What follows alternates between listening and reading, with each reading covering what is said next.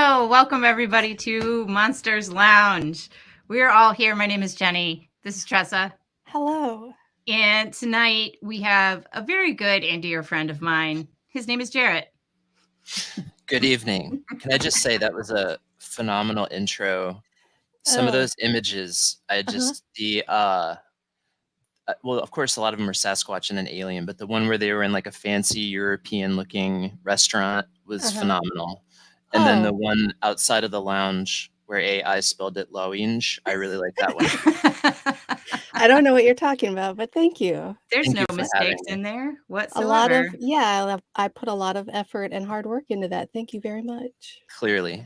It was very, very, very cool. I liked it. But thank you for having me. I'm glad to be here. Well, good. Tonight, we're talking about things that are very close to me that I love. National parks, missing 411, and aliens. I know. It's very exciting. Are you into aliens? I didn't think that was a thing you were into. A little bit. Are you just including I just kind of that? Tacked it on to the end there. Yeah. Realized my mistake. An afterthought. Yeah. Realized my mistake, and I thought, oh, great, aliens. Those things. Yeah. Yeah, I've never really heard you go on at length about aliens, so maybe it's good that we can be schooled a little bit on it. Oh, you have some.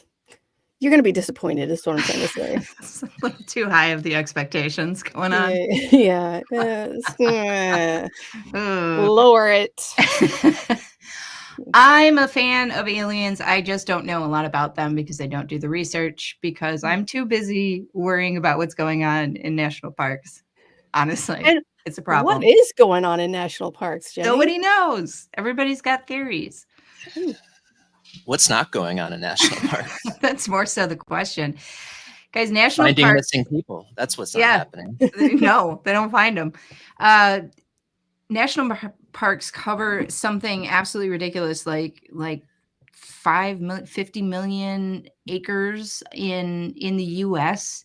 It's nuts. That seems like more than that's even in the U.S. That's a ridiculous amount of acres. I know, but that covers 434 national parks. But there's only 63 that kind of fit into this like category of when we think about these things, like Grand Canyon or Yosemite or Arches, any of those places. Real quick, what does that even mean? What do you mean fits into that category? Like, is it just like, that playground is also a national park? Like, Well, the national park system, when it was kind of set up, it covers like national historic sites. It covers national monuments. So it covers a lot of things that aren't what we think of as an actual like park, or the areas are very, very small. Got it. Yeah. Thank you. No problem. Yeah, but those 63 are like, those are the ones that are like congressionally protected, right? Like, they're the ones that are deemed by the government like hands off. Nobody can do anything with them. Like, those are the big ones.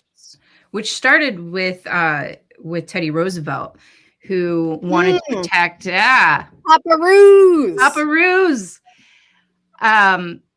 who wanted to protect these national like treasures, as he thought about them, these huge pieces of wilderness, and they're absolutely stunning. I've only been to a few, and I realized as I was doing some of the research for this episode and also some of the stories that I've neglected to tell Tressa because I keep trying to get her to go to national parks with me. And I don't know what effect this conversation is going to have. Listen, you already know I'm all in on that one single camping trip or whatever it is. So lay it on me. I want to hear about the weird stuff.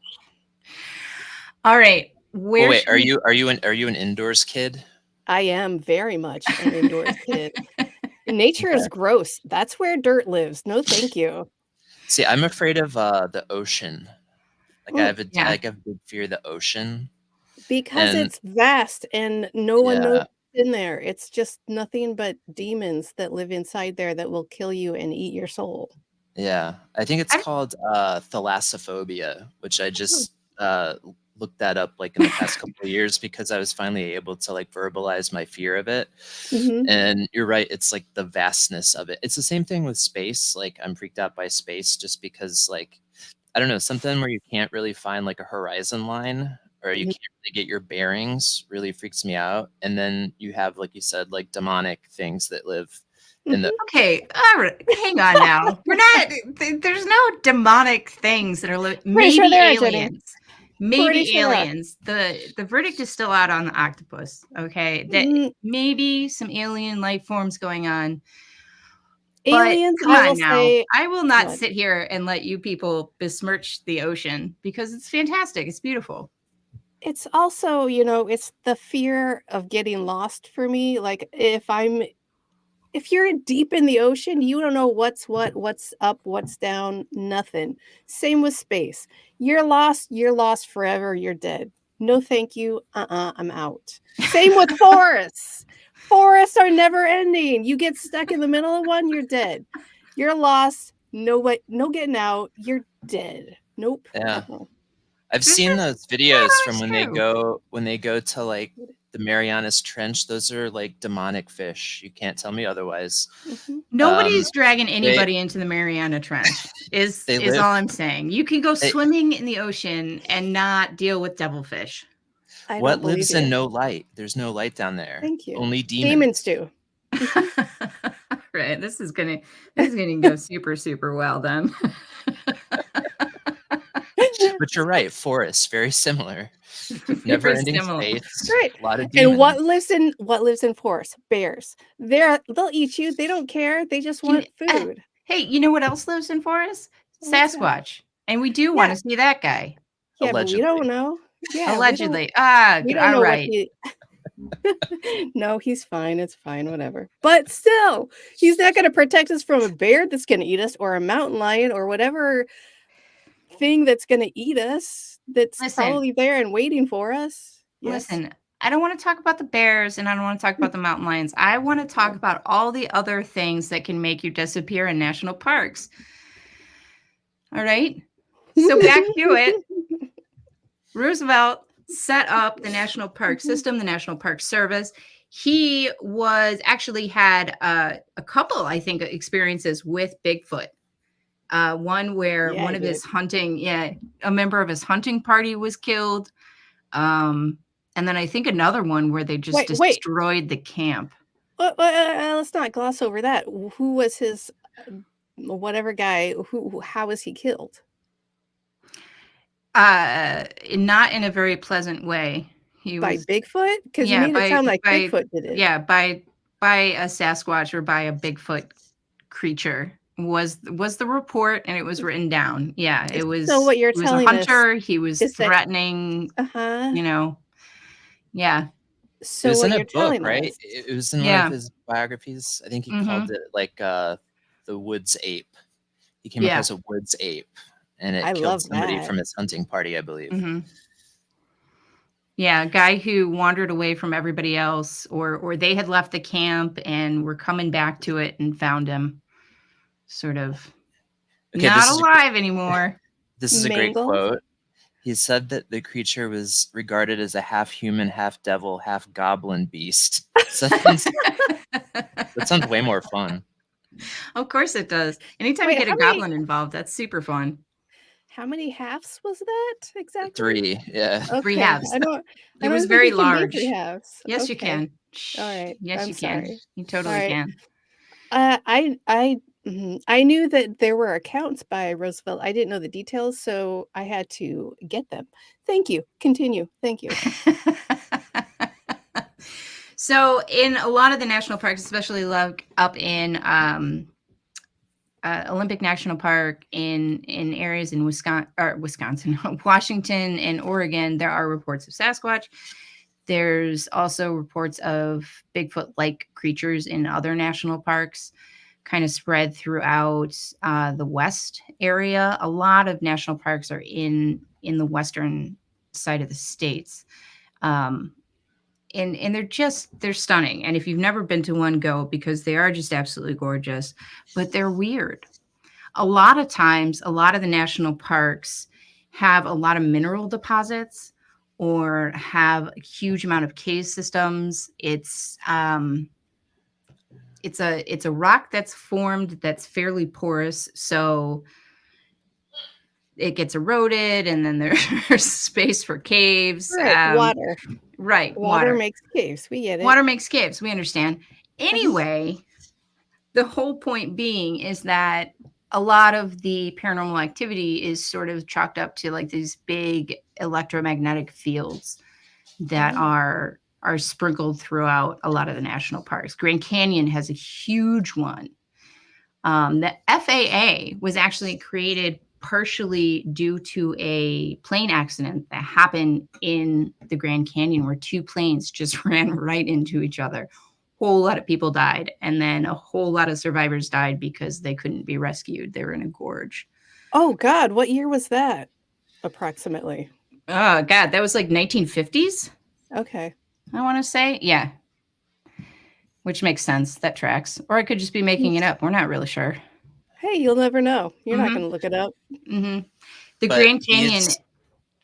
I was just gonna say, note like those areas that you mentioned, so like national parks, but also the cave systems, and like, you know, you're talking more in like the western side of the US, but like if you look at stuff like cave systems on the eastern side, like especially underneath like Kentucky, when you get into like the hundreds of miles long cave systems, those are all like quartz systems. So like quartz is like the main bedrock that's in all of those caves down there, and like you said, quartz can like really wreak havoc on electromagnetic spectrums. And if you were to look up like the USGS map of like the United States, like the highest levels of electromagnetism, it's always in cave systems. So like, again, like in that cave system in Kentucky, but then also over once you get into like the Rocky Mountain range, and electromagnetism obviously can cause any number of things that I guess could be considered borderline paranormal. I mean, they're obviously paranormal, not borderline. Borderline nothing. I should say unexplained things. Unexplained things. There we go. To do with electromagnetism.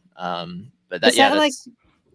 I'm sorry. Is that like the eastern side? Is that mostly Appalachia territory? Okay. Yep. That's where, and it's mentioned in the comments too. Sorry, guys, if we don't get to comments, please forgive us on this one. We kind of go off on tangents, but Hellier, the series Hellier, was based around some of the cave systems out in the Appalachia area, and then their follow-up movie too, which I can't remember the name of. What was that? I didn't know they did a follow-up movie, or maybe I did and forgot. I don't remember the name, but yeah, Eastern Kentucky has like The Unbinding. The Unbinding. Oh, okay. Yeah. Eastern Kentucky has like huge amounts of activity all up and down the eastern side of the state. So Eastern Kentucky up through the West Virginia area. I mean, obviously like Mothman and all kinds of stuff happen along that same area, but the common denominator is like quartz cave systems, which is always interesting when that pops up. And there are huge quartz deposits in the Grand Canyon, which some people theorize that they see a lot of ghosts. There's this one specific area that the plane crash happened, and there's a lot of ghosts, and they credit it a lot with the quartz deposits there. But a lot of other weird stuff has happened in the Grand Canyon, supposedly. There was a guy, and I got to look up his name because I 1000% don't remember names ever. But G.E. Kincaid, around 1909, he discovered a bunch of man-made tunnels that supposedly had all of these artifacts from like overseas, from Asia, from Egypt. There were mummies. There was writing that mirrored hieroglyphics. A lot of strange stuff. So he ended up contacting the Smithsonian Museum, and they sent somebody out. Oh no. Oh, cool. Where's all that stuff then? Yeah, exactly. Well, that's what happened is they sent somebody out from the Smithsonian, carried back a ton of So they cataloged it and everyone can go see it whenever they want, right? Exactly. Yeah. They definitely don't deny it. They definitely have detailed records of the actual artifacts. Cool. So we can go see it whenever we want. Yeah, we can totally go see it. No, definitely don't deny it. They deny everything. Oh, Hmm. That sucks. Yeah. Uh, And yeah, then in yeah, yeah. what? Yeah, no, Yeah. I was it just reminded me, like, there's all this stuff in Mexico, possibly South America, I don't know, that looks very similar to hieroglyphics and lots of Egyptian imagery. Not and it doesn't it's not Mayan imagery, it is very specifically Egyptian imagery in Mexico and I believe South America, I could be wrong. So, I'm wondering, like, there goes Jared. What All right. where how is all of this getting to these places? There was some I'm some sure I'm the only one theory. who said that. Go ahead. Yeah, no, there was some theory about Egyptians having reached the Americans or the Americas. Uh, there was an experiment done where they built an ancient Egyptian ship, like along the specifications of what we've gleaned. Those were made, Uh-huh. Yeah. how they were made, and sailed it pretty far into the ocean. So there are those theories out there that they were able to get over here somehow. I don't remember if they all died or not, but whatever. I mean, I don't doubt that they had the capabilities to do so. I just why would they? I don't it's go ahead. I Sorry. mean, why would anybody? I mean, for the sake of exploration, for the Well, what sake else is there of to do? expanding territory, that was Mhm. most of what led exploration was conquest. So, anyway, uh, Anyway, going back to Smithsonian the has all this junk. Go ahead. yes. So going back to the Grand Canyon, it wasn't the only incident with um some really strange things being found. Um, and there are uh forbidden zones in the Grand Canyon still. There's like over 300 caves. Right. Actually over 1,000 caves, and only like 300 of them have been investigated whatsoever. And that's in between these mines and natural caves and these ancient man-made cave systems. So another guy later on in 1950 Uh-huh. found a cave. He came back with these reports. He went off exploring. He came back with these reports that he was shown uh, a a cave that was sort of hidden, and it led to a room with multiple doors marked with strange languages. And when Doors. you would go through these doors, you would go into alternate realities. Heck I yes. know. I know. So this is all the supposition around the Grand Canyon. Do we But have details on these alternate realities? Because that's a big bomb to drop and just walk away. Right. yeah, Oh, the yeah, and one then I saw, like, some stuff that that doesn't exist, it's fine, and then yeah, what another one, it's fine.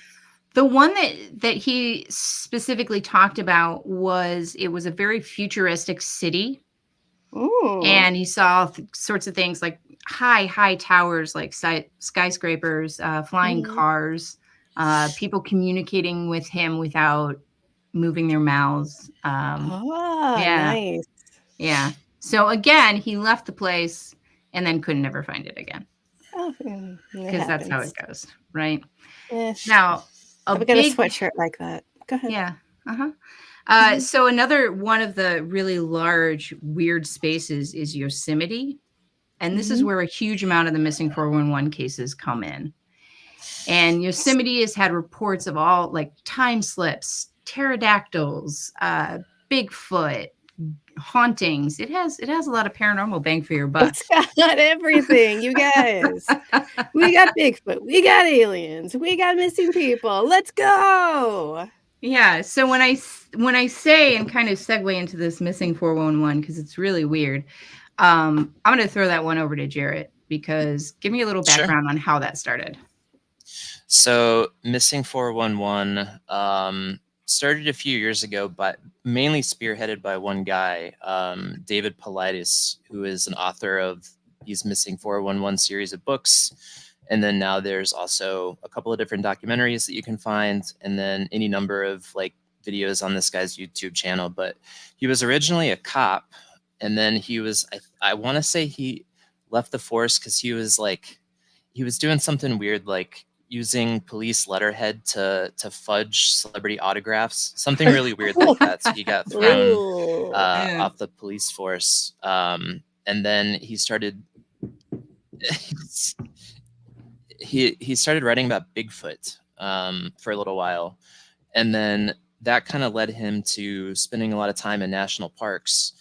And I think at one of the national parks, he was talking to one of the rangers who had mentioned to him the amount of missing persons that were happening at national parks, which kind of led him into wanting to do research about the amount of people that were going missing kind of in unnatural ways, which led him to kind of open up these cold cases of people who were disappearing in the different national parks. And over time, he kind of found all these different cases had some kind of similarities to them. I guess there's like a number of things, and I can go through the list, but there's about like 12 or 13 things that kind of tie all of these missing persons cases together for it to qualify technically as a missing 411 case. But as Jenny said, a lot of them are happening at these national parks. They're not only happening at national parks, but like a good chunk of them happen at the national parks.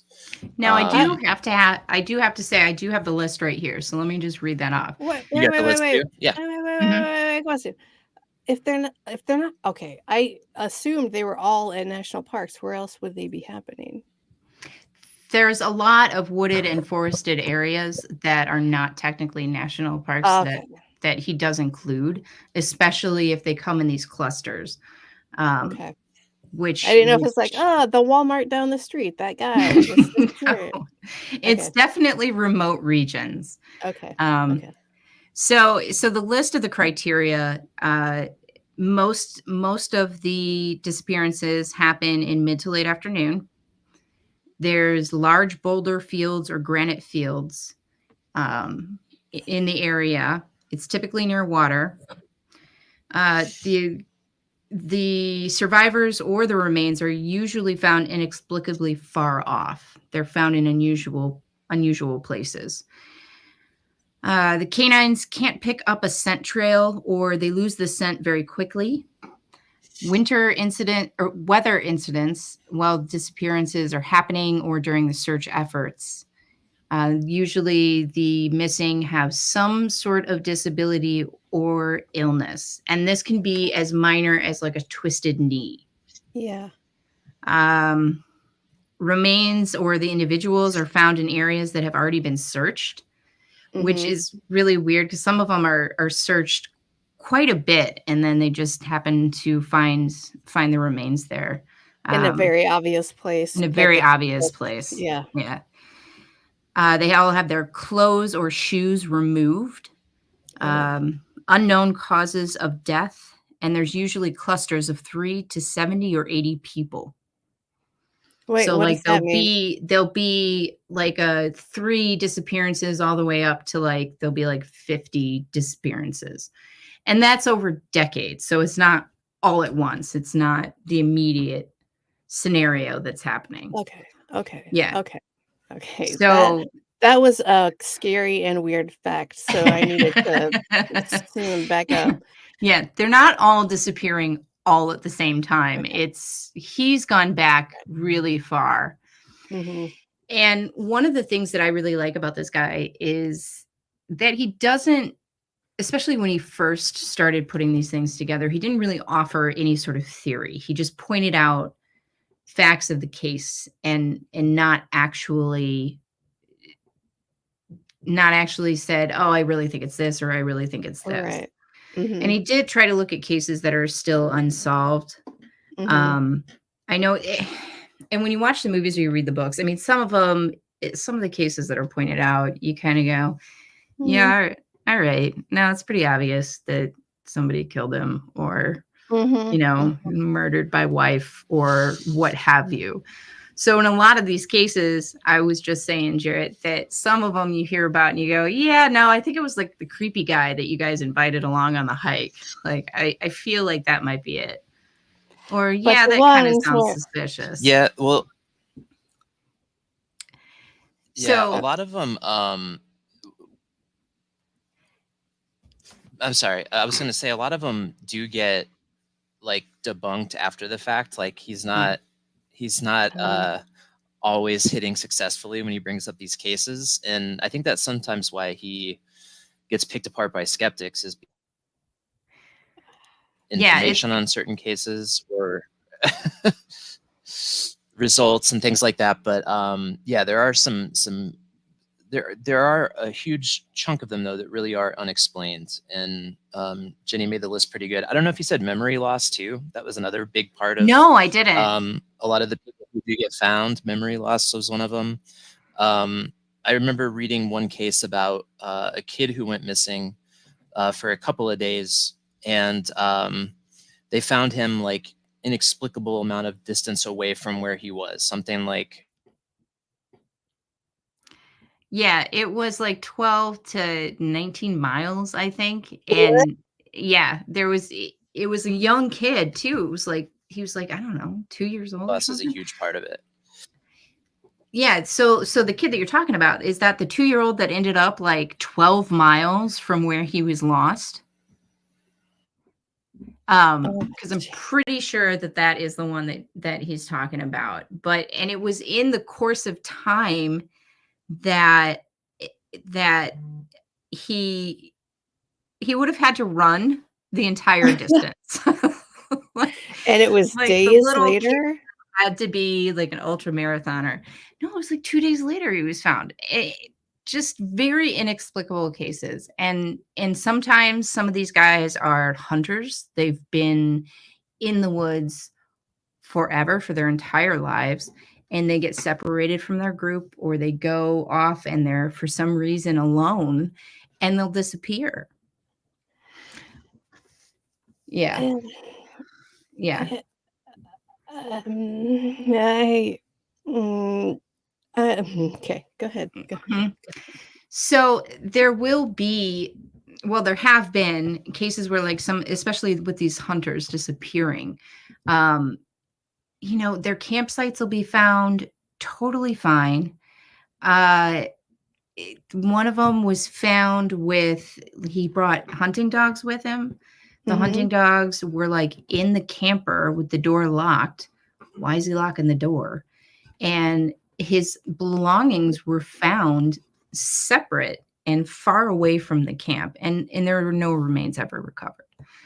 Like he had guns, he was an avid hunter, he was aware of like survival in the forest, and just gone. And there are so many cases like this. I feel like there was a recent one, like maybe a couple years ago, that was a kid that just like disappeared like that in a front yard, in like a front yard of a house that's like in the middle of nowhere. So it's not like Yeah. just like a cul-de-sac or something.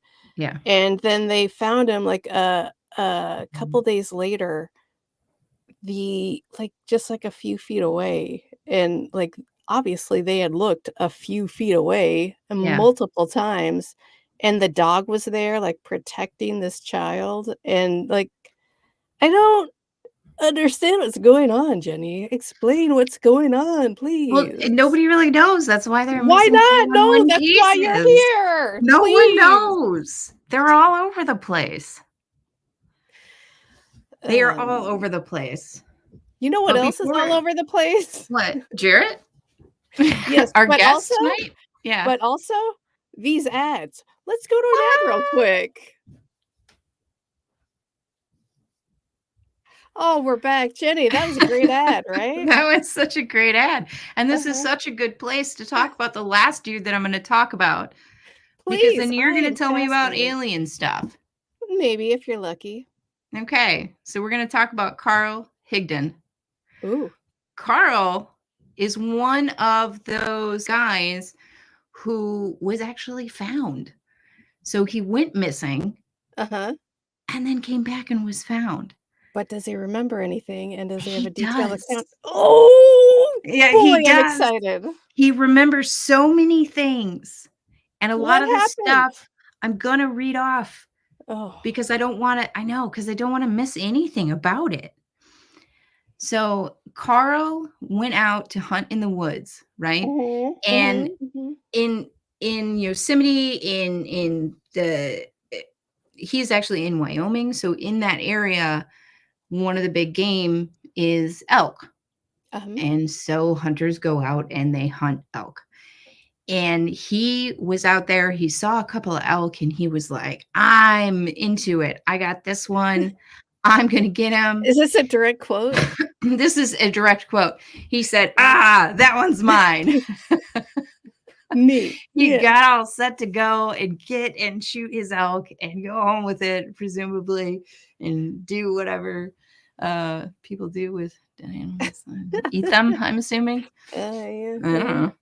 I've never seen an elk. I have no idea. Do they They make seem very blankets? large. I don't know. I feel like they make blankets and then things out of their Jackets? antlers, maybe little Oh, decorations, decorations. Yeah, coat racks. toothbrushes. I Like think he was making toothbrushes that day. Oh, okay, cool.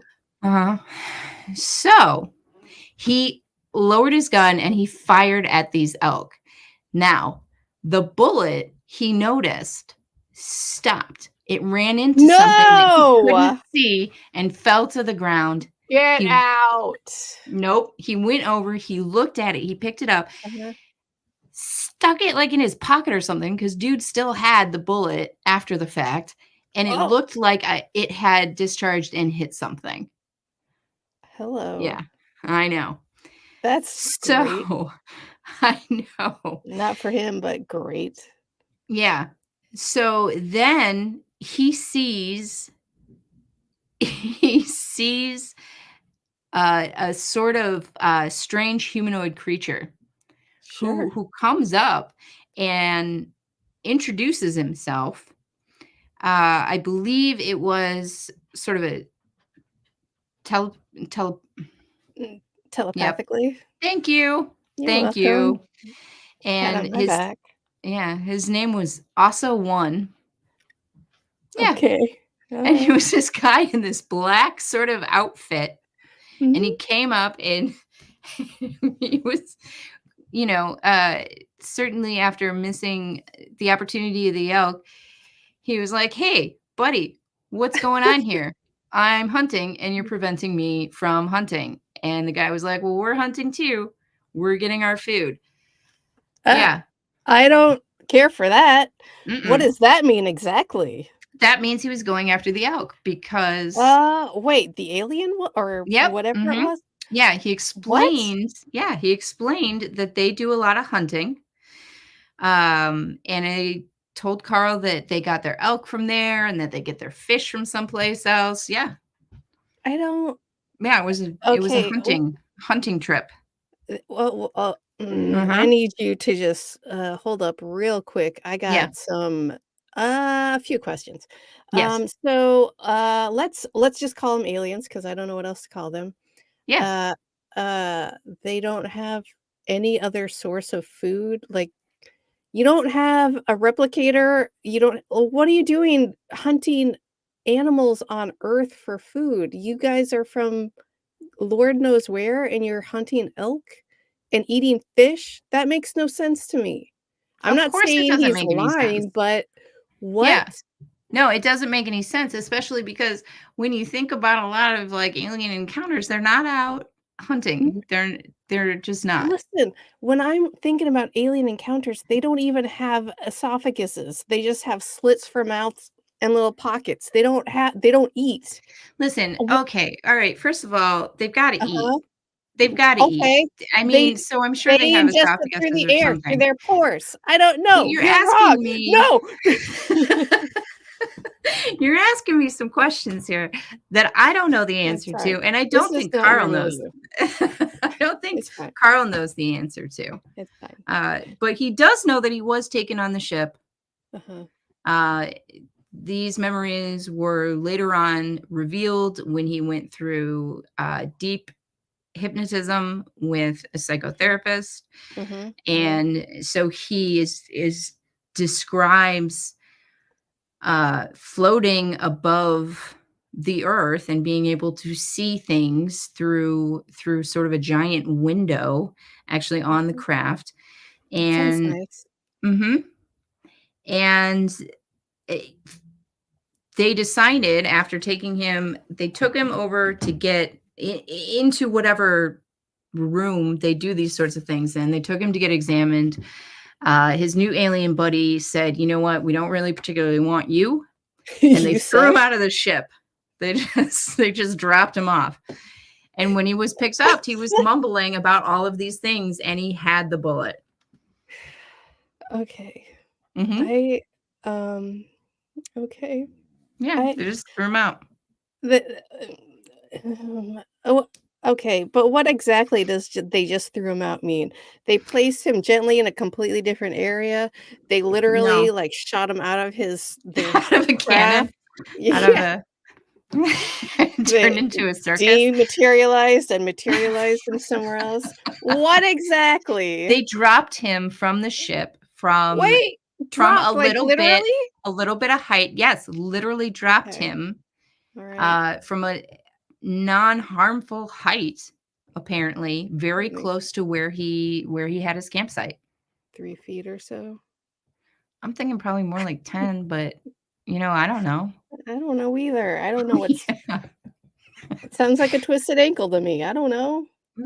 Who knows? Maybe they told them to tuck and roll as they were throwing him out. I mean, Rock that's and what I do. roll. Uh-huh. Good luck, Yes. buddy. We don't need you. Unlock, open the door, tuck and roll. I get every Places to day. be, man. They have Yes. places. Listen, I'm not an alien expert, and I'm No. certainly not a Mm-mm. UFO expert. But I make a lot of errands, and if someone's with me and they need to go somewhere, tuck and roll. I gotta go. I get it. Yeah. You make errands?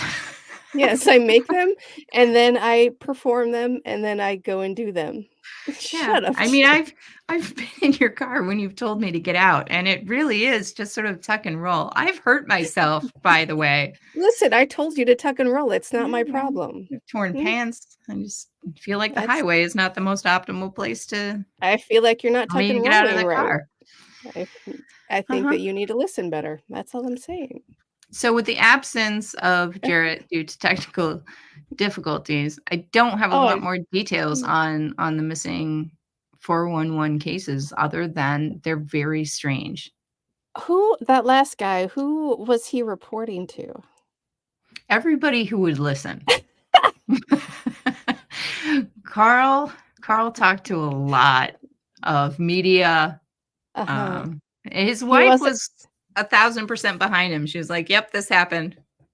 he wasn't like, "Oh my god, I don't want anyone to know. They're never gonna believe me." He's like, "You guys No. shut up and listen to this. You are Yeah. never gonna believe because it is Mhm. wild." Yeah. And then no one had any further questions. They were like, "That's great.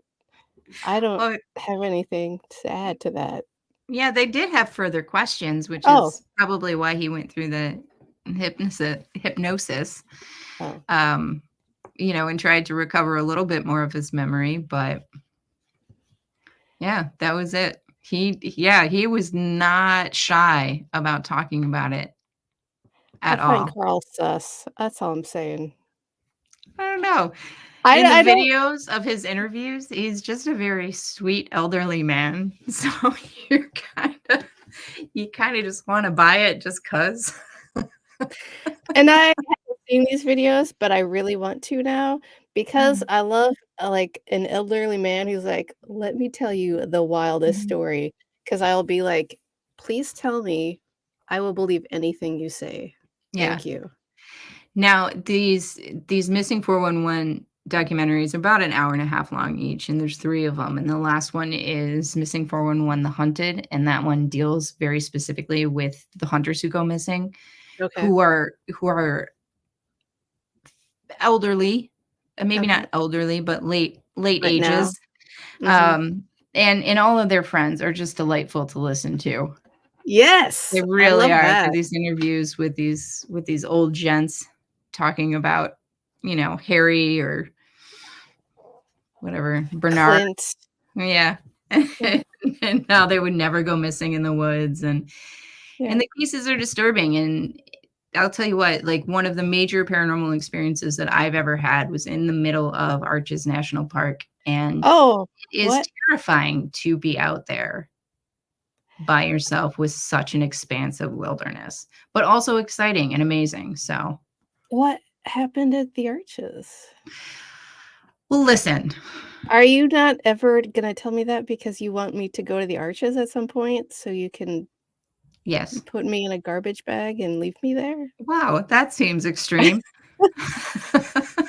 I don't know how we I didn't jumped say immediately to murder. anything because we always do when we talk No. about the national parks. Go ahead. No, I always end up talking about cryptids. Yeah, I don't know where you were going with this Mhm, murder thing, but now I'm a mhm. little bit concerned.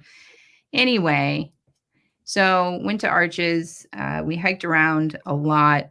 And because Arches National Park is only about 3 hours away from Skinwalker Ranch, and Ah, it's very, it's right by Navajo territories. Of course, I'm asking everybody that I can run into, park rangers, people of Navajo descent in Moab. Have you ever encountered a skinwalker? What are the rules? What are the regulations on those things? What kind of stories and personal experiences have you had? And the part of the skinwalker lore is that you don't talk about them a lot because they will right. come find you. Yes, it's like you're summoning them. Yeah. So fast forward to, I'd say, about midnight. Skinwalker, Skinwalker.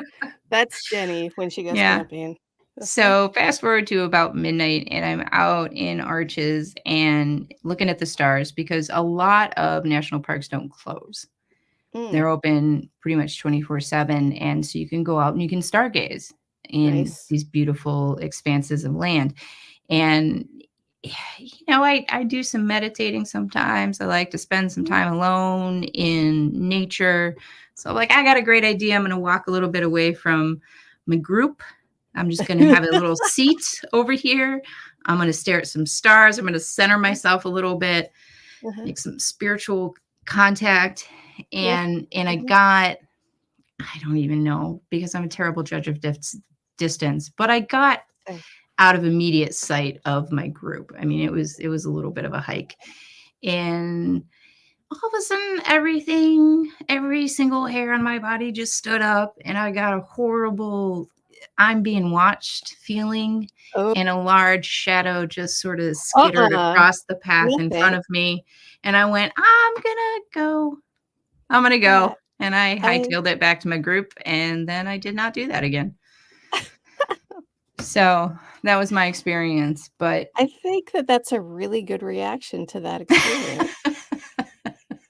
I I thought would so. continue going back to my car and leave forever, but I think that at least leaving that area was a very good idea for you. Right, which is why, I haven't tried to talk you into going into Arches. We're just gonna go into, Olympic and Huh? go see the rainforest. That's what we're gonna do. Get lost and That's Bigfoot territory.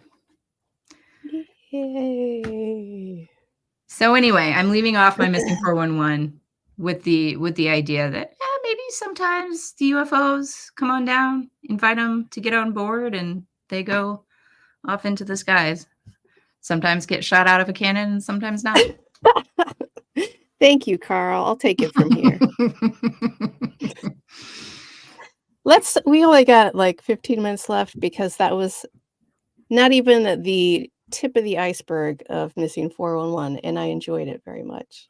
Right, Mhm. everybody? Okay, great. Anyway, let's talk about Pascagoula for a second.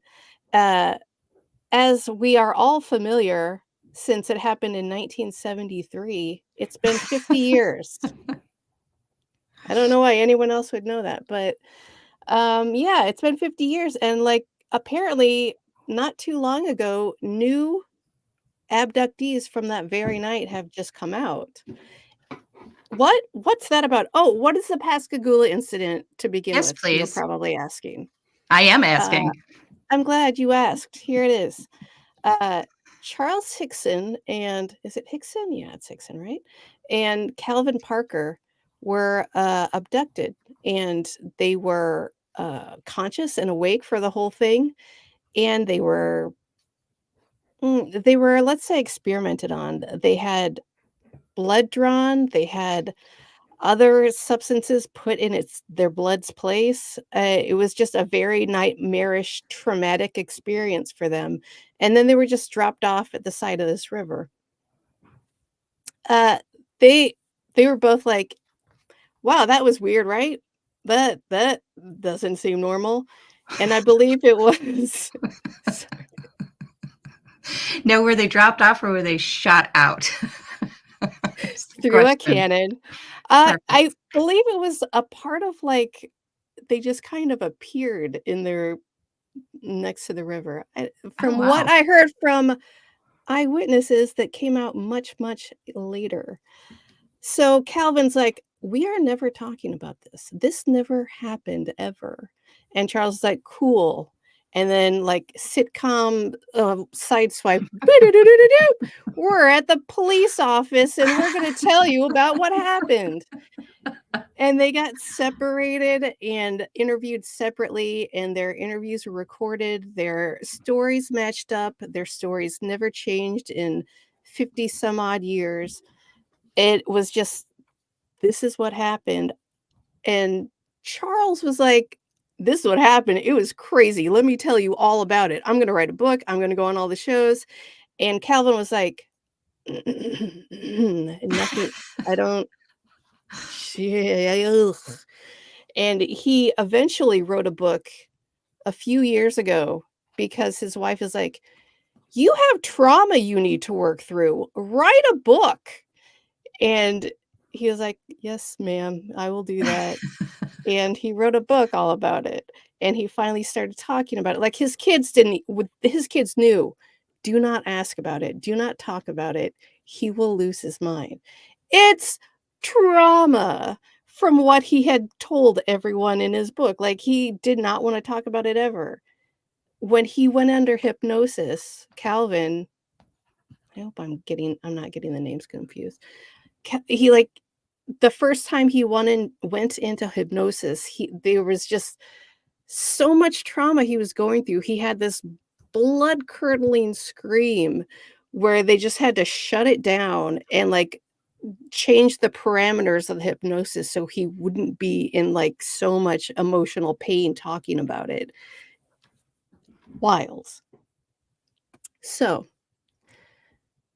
years later, they actually, when they came back, they noticed that there were people across the river that could see them, and they just, like, kinda brushed it off. And so, years later, those people across the river were like, "Oh, yeah, well, the wife, what's her name? Maria Blair was like, "Yeah, I saw him appear. I actually saw him leave, and then I saw him reappear." She didn't say how much later, but she saw him reappear. And she saw the UFO, and her husband was like, "It's just a blimp." She saw something fall into the water, and she looked down, and she knew it wasn't right, and she knew it was reaching out to her, and her husband was like, "It's just a porpoise." They both were abducted as well, and her husband was tight lips the entire time until he was on his deathbed. Before that, she was like, "I am terrified. I don't know what's going on in this situation, and I'm terrified." And she would like, "I know I saw something that wasn't right. I know I saw a being that was not a human. I'm terrified, and I don't know how to talk about this. I don't have the words for this." And her husband, what's her husband? Jerry. Her husband, Jerry, on his deathbed, she was like, "Jerry, you need to tell me what happened, because Oh, what happened?" And he's like, "Okay," he's on a ventilator, he's got a trach, and she basically had to, like, read his lips and then confirm what she thought he was saying to him because he couldn't talk. Deathbed confession. He was like, "All right, here's the deal." oh my God. Yeah. Yeah, it was a UFO. It was a spaceship, whatever. Blah, blah, blah. And they put you under because they needed your eggs. So they needed to do all this medical stuff on you. They didn't put me under, but I watched everything happen. I would yell at them when I thought they were hurting you. It a whole thing. A whole And story. This dude hung yeah, on to it for how long? like, I don't know, at least 40 years. I don't know when he died, but I'd be like at so pissed at that dude. thank you. She's Like, like, and even in the interview from not too long ago, she was like, "I know there's still stuff I don't know that he would not tell me because he was trying to protect me, but I don't know what it is." Like, protect her from liking him? God. and she was like, "Yeah, and I still see these aliens every once in a while." And the interview was like, "What? What are you talking about?" "Oh, like they talk to me telepathically. I tell them I wanna see them, and then they show themselves." She's convinced that she's got some hybrid baby somewhere. Wild. What wild? I don't listen. Yeah, none of this makes any. All right, so the original two guys, Mhm. um, Charles and Calvin. Charles and Calvin, Mhm.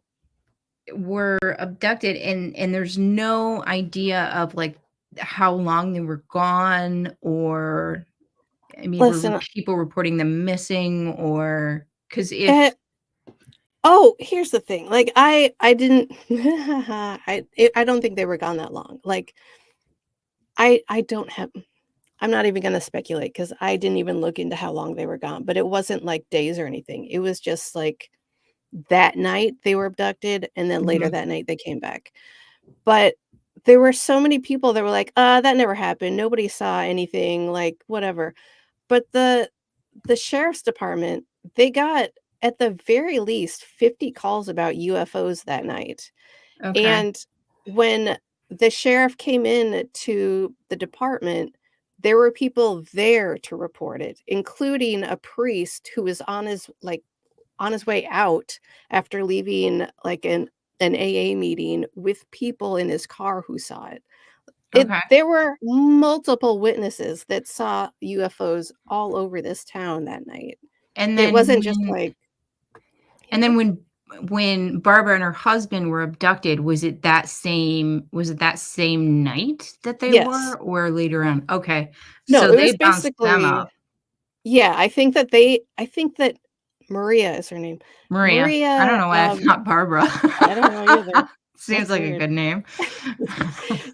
I think the way she said it, it sounded like she watched them leave, she watched them come back because they were at a dock on the river, like, Okay, working, yeah. and after that happened, I think is when all this stuff happened to them. Now is I there a report on how long they were gone? no, because Okay. they didn't report it. They Oh, didn't yeah. say anything about it. He was not gonna say anything about it Mhm. ever, and the only reason he did is because his wife was like, "Listen, dude, I got some stuff in my head, and I need to know if I'm crazy or not." He's like, "Oh, you're not crazy, but the situation is, and I'm not gonna tell you all of it because it sucked for everyone involved." Now, one of Yeah. the things, that you sent me earlier was this more recent sort of news story that came out, and it had some clips of, like, audio and video Mhm. of the 2 guys in their interviews, and one of the interesting things to me was in the sheriff's office when they were reporting these incidents, and they were finally put back in a room together. There was a tape recorder going Yeah, in a desk drawer that they were unaware of, right, and the officers were like, "Oh, we're going to catch them this time. Like they're going to be, we're going to leave them alone right, in a room together, and they're going to be talking about like this great joke, this right. great gag that they pulled." And when they went back to listen to it, it was just them talking about the experience in a, we're not going to talk Matter about this. yeah, This is what happened, like in a very mhm. matter of fact way. Yes, and I don't think that they were. There's actually a released 45 record album of I don't remember if it was Charles or Calvin talking about his experience. I think it might have been Calvin, but I don't think that was part of that recording. Not to sidetrack you, but it sounds like he's reading like he had to write down everything that happened because he didn't want to forget because of whatever. And it Like a sounds like 45, like an audio book yeah, or okay. no, no, like, "Hey, I have the hot new single. I'm gonna go put it on my record player." And it's this guy talking about how he bashed this alien's head in because he was angry they were doing experiments on him. It's Wait, wild. he killed one of them, and that's what No. she saw falling in the water? No, you're I'm getting so confusing things. confused. Are. No, he talks about on this 45, he talks about how he could hear blood dripping out of his body, and he felt like they were replacing the blood with something. And they told him, like, they whatever, finished, and they told him to get dressed, and he was getting dressed and just he wasn't scared anymore, he was just angry. And as he was, like, getting dressed, he was getting angrier, and this female alien that he won't say is female, but he calls a female, comes back in, and she was the one doing all the medical stuff. And he was so angry that he just, like, grabbed her and, like, shoved her and, like, hit her up against a wall. And then what he called the ugly guy came and, like, took him and made him stop doing that and did what sounds like a hyper spray because he's like, "And then he put something in my arm, and it sounded like psh," and then I got really, relaxed, and I don't remember anything after that. That's what the 45 basically is. It was wild. Yeah. Can we So get one of these 45s? oh my god, Or, I want one so bad. I mean, can we hear the him have they I released that part where we're hearing him talk about this assault on this female alien and then apparently given the best alien drug ever? right? I yes, he describes the assault in detail, and I was like, "Oh, you assaulted a woman." It was my first What initial did reaction. what did they look like? I mean, apparently, according to Barbara, Uh-huh, they looked like, porpoises or uh-huh. dolphins, but With elephant skin. with elephant skin. Yeah, she and they both talk about how they have elephant skin, or it could be a suit that looks like elephant skin. So they're Yes. okay, so they're gray. Did they describe the rest of them? Because I'm thinking about elephant skin, and it's really wrinkly. You do that a lot. There's some little I do, I like elephants. It's They're wrinkly, great. Uh-huh. there's little short bristly hairs, Mhm, mhm, mhm, mhm. very Yeah. tough. Yeah, yeah, mhm. Okay. I don't know how familiar they are with elephant skin, but it was Okay, just gray and wrinkly, I think. okay. But there were Uh, also different species, question mark, of aliens that they interacted with. So the female that did all the medical stuff, he made it sound like she was a lot more just like a human, but basic. No breasts, one oh, longer okay. index finger or middle finger, I think, but, So like, kind of a not generic what you think yeah, about when you think about what an alien looks like. right, but not human, but not weird and crazy like elephant skin. The elephant skin guy had, like, what basically he was like a bipedal elephant, but not. He had elephant legs that were longer and elephant skin and, like, pincers instead of hands, and I'm still confused about the head was supposed to look like because I it's weird, but not Now really a did neck, but eh. Now did they have, any kind of mention of the esophagus of the alien? Because according to you Unfortunately, no. No, earlier no, yes, that's Gray Aliens, that's a textbook, yes. Why don't no you know this, esophagus, Jenna? okay, alright. Mhm, mhm, mhm. Yeah, so that's pretty much really new information about this is Maria's input. She seemed sincere. She seemed I don't I don't know. Her kids know about it and know what they can and cannot ask. Mhm. Her husband has passed, so I'm sure it's a free for all over there. It's fine. She doesn't care. She just wants to know exactly what happened, and she'll never know because her husband's like, "Nah, nah." Well, he's not doing that anymore. He's just now not telling her. That's terrible. You Yeah. know, one of the things that I love about some of like the alien encounters or the abduction stories, is the absolute conviction with which people tell them. And it's not people who have spent like a lifetime sort of spouting off these stories. There's so many people who have like one incident and that's it, you Because know? it's the most insane incident, they're never gonna forget any detail ever. Like, even oh, there goes even Maria was like the interviewer was like, "Tell me about this and this," and she's like, "Listen, this is, like, 50 years ago, like, Yeah. I'll tell you what I remember," and I so get that. Like, even the most traumatic, most crazy incidences in my life, I'm like, "I'll tell you what I remember," but 50 years ago, Jesus, Oh, yeah. come Yeah. on. No But one's asked me about this ever. what I mean is that they're people who go along like these perfectly normal lives, and they'll have like one encounter, Mhm. and they'll report back on that, and then there'll be no other encounters. And then there's other people who will continue on being contacted or, checked in on. Or I've got a buddy who actually started off as um, he was going to be in the national park Mhm. service. Yeah. And he was on when you first sign up to be a ranger, you have to, at least back in the day, you had to do fire watch or like fire walking, where you would just walk portions and just kind of observe anything unusual happening, like looking obviously for fires or things that were going to be detrimental to the park. And it Sure. would just that would be just your thing. And he ended up having a UFO encounter on one of these things.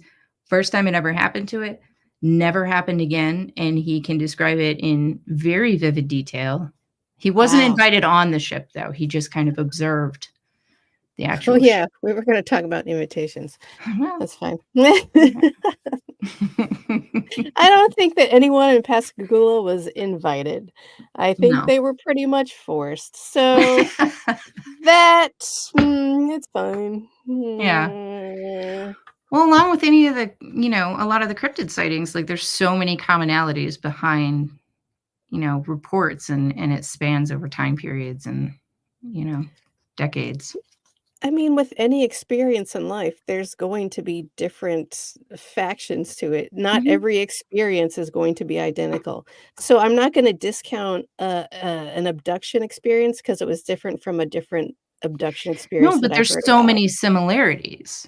Exactly. There Yeah. are a ton of There's like there's I enough went similarities to be like, "Yeah, that sounds right. That sounds like what I've right. heard." Listen, I went to Aldi and they had groceries there. And someone gave me their cart and I didn't have to put a quarter into the cart. Mhm. Now, this other guy, he had to put a quarter in the cart, so I don't believe that he actually went to Aldi, so that's all I'm saying. Right.